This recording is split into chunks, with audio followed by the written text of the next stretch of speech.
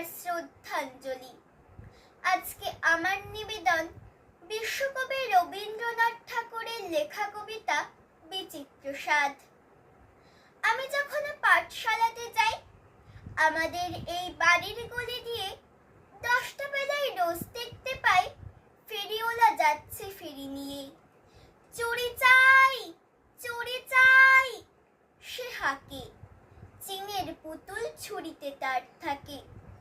যায় সে চলে যে পথে তার খুশি, যখন খুশি খায় সে বাড়ি গিয়ে। 10টা বাজে, 10:30 বাজে, নাইকো তারা হয় বা পাছে দেরি। ইচ্ছে করে সেলেট ফেলে দিয়ে অমনি করে বেড়াই নিয়ে ফেরি।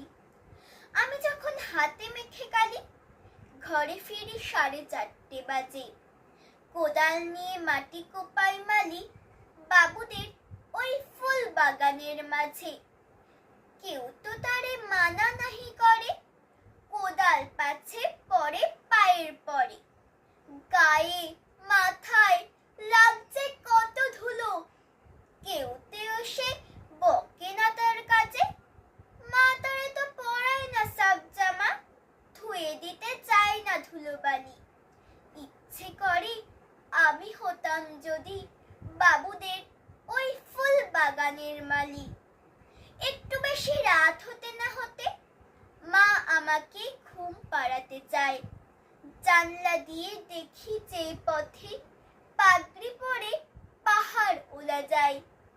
আধার গলি লোক নাহি আর চলে, গ্যাসের আলো মিটমিটিয়ে জ্বলে। লণ্ঠনটি ঝুলিয়ে নিয়ে হাতে দাঁড়িয়ে থাকে বাড়ির দরজায়। রাত হয়ে যায় 10টা, 11টা, কেউ তো তারে মানা নাহি করে। ইচ্ছে করে পাহাড় ওলা হয়ে গলির ধারে আপন মনে জাগি। নমস্কার।